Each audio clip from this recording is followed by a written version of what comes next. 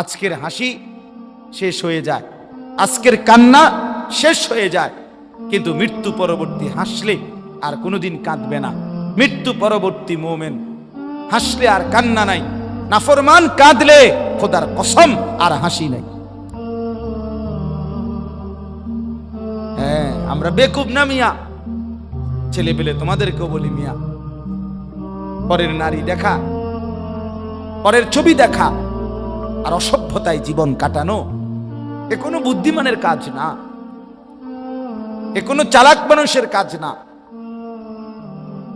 জিন্দিগির সমস্ত ফিকির হারাম রোজগার অবৈধ উপার্জন করে তুমি যেই সংসার চালাচ্ছ, আরে বেওকফ, এই স্ত্রী সন্তান তোমার মৃত্যুর পরে তুমি দুনিয়া থাকতেও এরা তোমার 2 পয়সার মনে রাখবে না। 2 পয়সা। বাপ বিদেশ, বাপের কষ্টের রক্ত পানি করা টাকার 2 পয়সার মূল্য দেয় না বউ বাচ্চা। এত কষ্টের মেহনতের টাকা, আর এরা এখানে 2 হাতে ফালতু কাজে মোবাইলের এমবি ঢুকাইয়া এরপরে ফালতু কাপড় চোপড় গহনা কিনা বেচারার বিদেশের এই কষ্টের টাকা সব শেষ করে দেয়। তো দুনিয়াতেই তো কোনো কদর করে না। আমি তো এইবারও উমরার সফরে সৌদি আরব মক্কায়, এইবারও আমি প্রবাসীদের রোমে গেছি, বয়ান করছি প্রবাসীদের জন্য আলাদা, তারপর রোমে বয়ে বইয়া 12 জন 14 জন 20 জন 30 জন কত যুবক দেখলাম।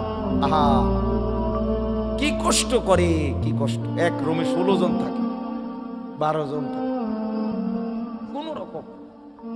একদিকে দেখছি জ্বর উঠছে, নিচে ফ্লোরে আপনার একটা চাদর বিছানো, এটার মধ্যে শুয়ে রয়েছে, কেউ নাই, কে কার খবর নাই, সবাই তো ডিউটি, 12 ঘন্টা 16 ঘন্টা 14 ঘন্টা ডিউটি। এই কসবা বাড়ি ব্রাহ্মণবাড়িয়ার ওইদিকে এক ছেলে আমারে এইবারও জড়ায় ধরে এমন কান্দা, কইতেছে কহুজুর আজকে 8 বছর হয় আমি আসছি বিদেশ। কহুজুর আল্লাহরে সাক্ষী রেখে বলি, 8 বছরে কোনোদিন একটা রোগের জন্য কোনোদিন একজন ডাক্তার দেখাই নাই, একটা ভালো কোনো ওষুধ কোনোদিন খাই নাই, একটা নাফা হয়তো ব্যথা বেদনার একটা ট্যাবলেট নিজে নিজে কিনে খাইয়া লাইছি, কোনোদিন ডাক্তার দেখাই নাই। কারণ হলো ডাক্তার দেখাইলেই ওষুধ নিলেই কমপক্ষে 15,000 টাকা 20,000 টাকা শেষ হয়ে যাবে। এই টাকাগুলো জমায়া জমায়া বাড়িতে পাঠাই।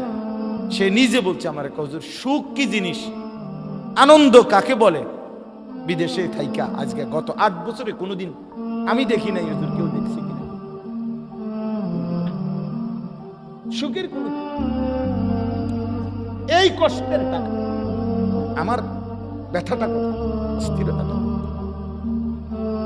সেই টাকা এই মহিলাটা কিভাবে উড়াইয়া ফেলবে, সেই কষ্টের টাকাটা এই জানোয়ার ছেলে ঘন্টার পর ঘন্টা মোবাইলে উলঙ্গ ছবি দেখে তার বাবার এই রক্ত পানি করা টাকাটা শেষ করে। আহা, ঠিক করলি, ঠিক করলি বাপ, কামটা করলি কি? এই জন্য বললাম, যেমন সিন্নি এমন বতর বতর, এমন হলে হইল না। এই জন্য আমরা দয়া করে ফিকির করি, নিজের জীবন গঠন করি। বাবারা আরেকটু যত্নবান হন, নিজের ছেলের দিকে নজর দেন, মেয়ের দিকে নজর দেন, স্ত্রীর দিকে নজর দেন। স্ত্রী সন্তান, বিশেষ করে নিজের মেয়ে এবং স্ত্রী বেপর্দা হওয়া, এটা আত্মমর্যাদাহীন পুরুষের পরিচয়। যেই পুরুষের গায়রত নাই, আমি সবসময় বলি, কারো যদি প্রেস্টিজে লাগে লাগো, আপনি প্রেস্টিজ দুইয়া লাইয়েন। কারো যদি মান সম্মানে লাগে, হ্যাঁ লাগো, আপনার মান সম্মান আসেনি, আপনি এটা লাগবে বেটা। যার স্ত্রী বেপর্দা, যার মেয়ে বেপর্দা, এই লোক আত্মসম্মানহীন, আত্মমর্যাদাহীন পুরুষ, বেগায়রত, তার আত্মসম্মান নাই, নয়তো কাপুরুষ সে। এই কারণেই তার স্ত্রী মেয়ে বেপর্দা, যে তাকে 2 পয়সার কেয়ার করে। দূর বেটা, তোরে গণা। হ্যাঁ, নাইলে এই ঈদের কেনাকাটা যত মহিলা করলো, মেয়ে করলো, আপনি আপনার মেয়ে, এই সমস্ত টাকা স্বামীর, সমস্ত টাকা বাবার, অথচ এই কষ্টের টাকার উনার রং চায় রাস্তার বখাটে, রাস্তার দুশ্চরিত্র। এটা কি কথা? এটা কেমন আত্মসম্মানহীন মানুষের কথা? এই জন্য দয়া করে ফিকির করে। আল্লাহ তাআলা বলছে, বল তানজুর নাফসুম মা কদ্দামাত লিগাদ। আমার বান্দা খেয়াল করো, আগামীকাল কিয়ামতের জন্য তুমি আজকের দুনিয়া থেকে কি পাঠাচ্ছ। এটাই তোমার আখিরাতের পুঁজি সংগ্রহের জায়গা। দুনিয়া এখান থেকেই আখিরাতের জন্য পাঠাইতে হবে। মা কদ্দামাত, হিসাব করো আখিরাতের জন্য কি পাঠাইছো। ওয়াত্তাকুল্লাহ। এরপরে আল্লাহ আবার বলতেছেন, বান্দা আবারও বলছি, কথাটা ফেলে দিও না, আমাকেই ভয় করো, গুনাহ ছাড়ো, নেক আমলে অভ্যস্ত হও। ইন্নাল্লাহা খাবীরুম বিমা তা'মালুন। এরপরে আল্লাহ বলেন, শোনো বান্দা ইমানদার, তোমাকে বলছি আমি কিন্তু তোমরা যা করছো তার পূর্ণ খবর রাখছি। এক বিন্দু আমার থেকে আড়াল করতে পারবা না। এমনকি হৃদয়ের ভিতরের যেই কথাগুলো, খোদার কসম কোরআনে আছে, আল্লাহ তাআলা বলে, বান্দা কিয়ামতের দিন তোমার অন্তরের ভিতরে যে কথাগুলো উঠানামা করতো, ভালো মন্দ, আমাদের হৃদয়ে অনেক কথা আছে না? আমরা বলি না যে বেটা মনে আরো অনেক দুঃখ আছে, বা আমার আরো মনে অনেক কথা আছে। এই অন্তরের কথাগুলো পর্যন্ত আল্লাহ বলেন আমি খবর রাখি, কিয়ামতের দিন সেগুলো তোমার সামনে আমলনামার মধ্যে লিখিত খোলামেলা দেখায় দেব। ইয়াউমা তুবলাস সারাইর ওয়া হুসিলা মা ফিস সুদূর, অন্তরের কথাগুলো। এই জন্য আল্লাহ বলেন আমি সব খবর রাখছি, আমাকে ভয় করো, আখিরাতের জন্য কি পাঠাইলো এটা হিসাব করো। এরপরে আল্লাহ বলেন, ওয়ালা তাকুনু কাল্লাযীনা নাসুল্লাহা ফাআনসাহুম আনফুসাহুম। আমার বান্দা এমনটা হইও না যে আমি আল্লাহকে ভুলে গেলাম। আল্লাহ বলেন আমার কিচ্ছু হবে না, বিশ্বাস করো বান্দা, একদিন তুমি তোমাকে ভুলে যাবে। আমারে বলতে বলতে আমার কিচ্ছু হইতো না, শেষ পর্যন্ত তোমার নিজের কথা আর তোমার মনে থাকবে না। তুমি যে মানুষ, তুমি যে মুসলমান, তোমার যে মরণ হবে, তোমার যে কবর হবে, তোমারে যে দুইজন ফেরেশতা প্রশ্ন করবে, তোমার যে হাসরের ময়দানে দাঁড়াইতে হবে, তোমার যে মিজানের পাল্লায় ওজন হবে তোমার আমল, তোমারে যে একটা আমল নামা দিবে, তোমারে যে ফুলসেরাত পার হইতে হবে, এই কথাগুলোই তোমার প্রয়োজন। এগুলোই একদিন তুমি ভুইল্লা যাইবা। শুধু দুনিয়া দুনিয়া, ব্যস্ততায় ব্যস্ততায় একদিন দেখবা সব কিছু জায়গাত রাইকা, দোকান দোকানের জায়গায়, বিল্ডিং বিল্ডিং এর জায়গায়, গাড়ি গাড়ির জায়গায়, সব তোমার জায়গায় যেটা যেখানে ছিল ওইখানে রাইখা দুনিয়া তোমারে লাথি দিয়া কবরে ফেলাই দি। যা যাবে, যা হারামি। তুই জানোস না আমি তোর বাপ দাদা 14 গোষ্ঠী কাউরে থাকতে দেই নাই, তুই এরকম শুরু করলি কে বেটা? হ্যাঁ, তুই যে মনে হয় দুনিয়া সব খাইয়া লাইবি লাগে। কিতা ঘটনা কিতা? তুই কারো মৃত্যু দেখো নাই? তুমি কোনো কবরস্থানে যাও নাই কোনোদিন? তুমি কোনো লাশের জানাজা পড়ো নাই? যে মানুষটা তোমার সামনে লাশ, সে কি একদিন হাত নাড়াইতো না? কথা বলে না? তার চক্ষুই খোলা ছিল না কোনোদিন? সে কি একদিন দৌড়ঝাঁপ করে নাই দুনিয়ায়? সে এখন নড়ে চড়ে না কেন? সে হাসে না কেন? তার হাত নড়ে না কেন? দয়া করে বুঝতে শিখে। আল্লাহ বলে, এর জন্য এই পরিমাণ আমাকে ভুলে যেও না। আমারে ভুলে গেলে একদিন তুমি তোমাকে ভুলে যাবে, নিজের ভালোটাই মনে থাকবে। উলাইকা হুমুল ফাসিকুন। আল্লাহ বলেন এমন যারা নিজেকে নিজে ভুলে যায়, আখিরাত ভুলে যায়, এরা ফাসিক, এরা প্রকাশ্য পাপী। ফাসিক বলে প্রকাশ্য পাপী। কি পাপী? প্রকাশ্য পাপী। এরপরে আল্লাহ বলেন, লা ইয়াস্তাবি আসহাবুন নারি ওয়া আসহাবুল জান্নাহ। শুনে নাও বান্দা, জাহান্নামবাসী আর জান্নাতবাসী কখনোই সমান হতে পারে না। হাসরের ময়দানে গেলে দেখবা ফারিকুন ফিল জান্নাহ ওয়া ফারিকুন ফিস সাঈর, একদল জান্নাতি আর একদল জাহান্নামী। কেউ হাসবে চির হাসি, কেউ কাঁদবে চির কান্না। আম্মা মান উতিয়া কিতাবাহু বিয়ামিনি ফায়াকুলু হাউম ইকরাউ কিতাবিয়া। আল্লাহ বলে যার আমলনামা ডান হাতে দেয়া হবে সে হাসরবাসীকে চিৎকার করে বলবে, হাসরবাসী দেখো, ইকরাউ কিতাবিয়া, আমার আমলনামায় দেখো আমার নামের সাথে জান্নাতি লেখা হয়ে গেছে। ইন্নী যানানতু আন্নী মুলাকিন হিসাবিয়া।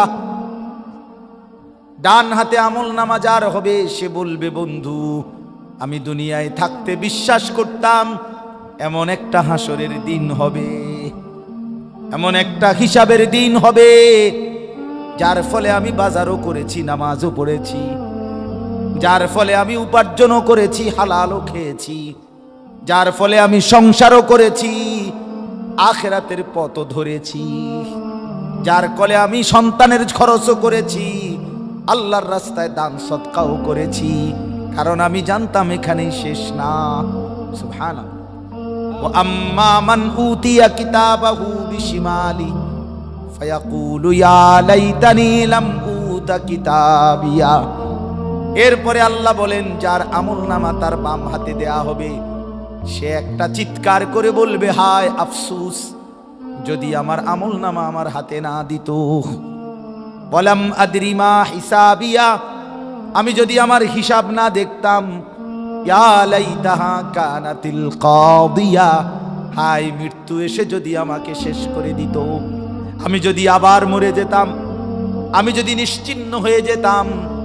মা আগনা আন্নী মালিয়া, আমার মাল তো কোনো কাজে আসলো না। হালাকা আন্নী সুলতানিয়া, আমার সব ক্ষমতা কর্তৃত্ব তাও তো শেষ হয়ে গেল। আল্লাহ বলবেন খুজুহু ফাগুল্লু, ফেরেশতারা তাকে ধরো এবং শক্ত শিকল দিয়ে বেঁধে ফেলো।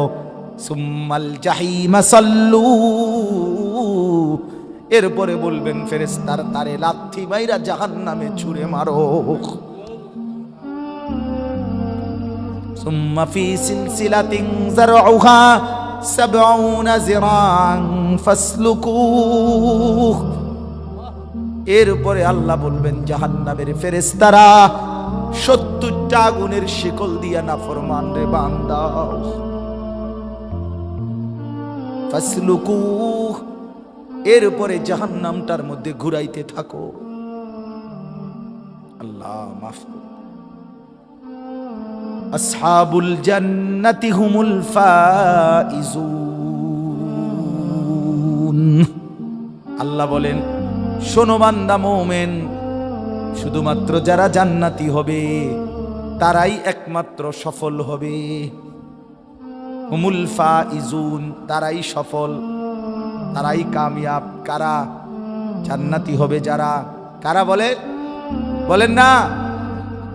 এজন্য চলেন আজকে প্রথম এইটাই মূল কথা, গুনাহ বর্জন করি, নয়তো রমজানের কোনো সার্থকতা হলো না, নয়তো রমজানের কোনো সার্থকতা হলো না। আসলো আর গেল, আমার কোনো লাভ হইল না, আপনার কোনো লাভ হলো না যদি গুনাহ ছাড়তে না পারেন, মানসিকতা যদি বদলাইতে না পারেন। আর শেষ কথা হইল রমজান মাসের আরেকটা টার্গেট ছিল, আল্লাহ বলছেন ওয়ালা আল্লাকুম তাশকুরুন, তোমরা যেন আমার শুকর আদায় করতে পারো। এত বড় নিয়ামত, এতগুলো পেয়ে শুকর আদায় করা কার? আল্লাহ। তো মুহাদ্দিসিনে কেরাম, মুফাসসিরিনে কেরাম বলেন কোন ব্যক্তি রমজান পেয়ে যদি আল্লাহর রমজানের পরে সে আল্লাহর শুকর আদায় করতে চায়, তাইলে শুকরের একটা নমুনা হইল রমজানের পরে শাওয়াল মাসের এই 6টা রোজা রাখা। এটা প্রমাণ করে এই লোকটা রমজানের শুকর আদায় করছে। এই কয় রোজা? এই মাসে 6টা রোজা রাখা, এটা শুকরের নমুনা। আমি আল্লাহর রমজান পেয়ে, আল্লাহ যে আমার ইবাদত আমলের তৌফিক দিছে, পুরা মাসটা হায়াত দিছে, বাঁচাইছে, আমি যে ওযু, নামাজ, তারাবি, ইফতার, সাহারি, রোজা, এতেকাফ, শবে কদর, এই নিয়ামতগুলো অর্জন করার চেষ্টা করছি, এটা শুকর হিসাবে আর 6টা রোজা রাখা। এই শাওয়াল মাসে 6টা রোজা রাখা। নবী সাল্লাল্লাহু আলাইহি ওয়াসাল্লাম বলেন, মান সামা রমাদানা সুম্মা আতবাহু সিত্তাম মিন শাওয়াল কানা কাসিয়ামিদ দাহর। যে ব্যক্তি রমজানের রোজা রাখলো অতঃপর তার সাথে মিলাইয়া শাওয়াল মাসে আরো 6টি রোজা রাখলো, কয়টি? সে যেন পূর্ণ 1 বছরের রোজার সওয়াব পেয়ে গেল। কিভাবে পাইল? নবীজি আরেক হাদিসে এটার ব্যাখ্যা করে দিছে। একটি আমল, নেক আমল, ফেরেশতার ডান কাঁধে কমপক্ষে 10 লেখা হয়। 10-এর নিচে কোনো নেকি নেই। 10-এর নিচে এই ডান কাঁধের ফেরেশতার যে নেকি লেখে, যেই খাতার, এটার মধ্যে 1 2 3 4 5 6 7 8 9 এই পর্যন্ত সংখ্যা নাই। এনে টোটালিটা নাই। উনি শুরুই করে 10-এর থেকে। বুঝেন নাই কথা? ডান কাঁধের ফেরেশতা শুরু করে কত থেকে? 10-এর থেকে শুরু। এটা বাড়ে। 10 70 হয়, 70 7000 হয়, 7000 70,000 হয়, 70,000 7 লক্ষ হয়, 7 লক্ষ 70 লক্ষ হয়, 70 লক্ষ 70,000 লক্ষ হয়, 70,000 লক্ষ 7 কোটি হয়, 7 কোটি 70 কোটি হয়, 70 কোটি 70,000 কোটি হয়। এরপরে কোন বেলায় আইসা আল্লাহ ডাইরেক্ট ফেরেশতারে বলে, তুমি লেখো না, আমি লেখো। সাকতু, আমি লিখি। শুরু হয় কত থেকে? 10। একটি নেক আমল কমপক্ষে 10। তাহলে 1 মাস রমজানে কেউ যদি রোজা রাখে, এটারে যদি 10 ধরেন, তাহলে 10 মাস, কমপক্ষে 10 মাসের নেকি হইল। তাহলে 1 মাসে কয় মাস হইল? কথা কয় না, 10 মাস। আর 6টা রোজা যদি কেউ রাখে, তাহলে একটা রোজা 10টা রোজা, তাহলে 6টা রোজায় কয়টা? 60টা। 60টায় কয় মাস? তো হইল কয় মাস? 1 মাসে কয় মাস? 10 মাস। রমজানের 1 মাসে কয় মাস? আর 6টা রোজায় 60 দিনে কয় মাস? 2 মাস। তাহলে 10 আর 2 12 মাস। এই জন্য এই 6টা রোজা রাখার ইনশাআল্লাহ চেষ্টা করবেন। বলেন ইনশাআল্লাহ। কেমনে রাখবেন? একসাথে 6টা রোজা রাখতে পারেন, ভাঙ্গাও রাখতে পারেন, যেমনে সুবিধা আপনার। একটা করে রাখেন, দুইটা করে রাখেন। বাকি এই মাস আজকে হলো 2 তারিখ গিয়ে 3 তারিখ চলতেছে। এখন জিলহজ, শাওয়ালের আপনি হিসাব করবেন, আরো 27 দিন আছে। তো আপনি এটা দইরে 6টা রোজা কি করবেন? আদায় করবেন। 3টা লাভ হবে। 1 নাম্বার, কিতাবে লিখছে কেউ যদি 6টা রোজা রাখে এই শাওয়ালের 3টা লাভ হয়। 1 নাম্বার হলো তার রমজানের ফরজ রোজার মধ্যে যদি কোনো ঘাটতি থাকে, সুন্নত নফল দ্বারা আল্লাহ তাআলা এই রোজাগুলোর দ্বারা সেই ঘাটতি পূরণ করে পূর্ণ নেকি দিয়ে দিবেন। 2 নাম্বার, যে ব্যক্তি, হাদিসে আছে নবী বলছে, একটি নেক আমল কারো যদি কবুল হয়, এটার প্রমাণ হইল, বাহ্যিক একটা নমুনা হইল, আল্লাহ তাকে সেই নেক আমল পুনরায় করার তৌফিক দেয়। তো কারো রমজানের রোজা কবুল হইছে কিনা এটার একটা বাহ্যিক প্রমাণ হইল, তাকে আল্লাহ পুনরায় পরের মাসে 6টা রোজা রাখার তৌফিক দিছে। তাহলে এই 6টা রোজা যে রাখতে পারবে, প্রমাণ হবে, আশা করা যাবে যার রমজানটা কবুল হইছে। এই কারণেই আল্লাহ তাকে পুনরায় রোজা রাখার তৌফিক দিছে। আপনারা একবার সুবহানাল্লাহ কন্ত, আবার কন্ত, আবার বলেন তো। এই কয়বার কইলেন? এই প্রথমবার বলার কারণে এটা কবুল হইছে দেখা দ্বিতীয়বার বলার তৌফিক হইছে, দ্বিতীয়বার এটা কবুল হইছে দেখা তৃতীয়বার বলার তৌফিক হইছে। কারো ফজরের নামাজ কবুল হইলে জোহরের নামাজের চাহিদা হয়, কারো জোহর কবুল হইলে আসরের চাহিদা হয়, কারো সকালের নাস্তা হজম হইলে দুপুরের খাবারের চাহিদা হয়, কারো দুপুরের খানা হজম হইলে রাতের খানার চাহিদা হয়। ঠিক তেমনি ভাবে এক ওয়াক্ত নামাজ কবুল হইলে পরের ওয়াক্ত নামাজের চাহিদা তৈরি। অতএব এই 6 রোজা প্রমাণ করবে রমজানের রোজা কবুল হয়েছে।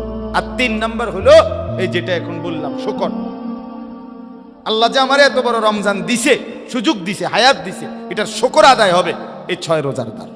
তাহলে 6 রোজার দ্বারা আমার ফরজ রোজার ত্রুটি বিচ্যুতি মাফ হবে। এই 6 রোজার দ্বারা আমার পিছনের রমজান কবুল হয়েছে এটার প্রমাণ মিলবে। ছয় রোজার দ্বারা আল্লাহর শুকর আদায় করার একটা দৃষ্টান্ত, একটা নমুনা হবে। আল্লাহ তাআলা আমাদেরকে তৌফিক দেন, কবুল করেন। এই তাকওয়া মসজিদ আল্লাহ তাআলা কবুল করেন।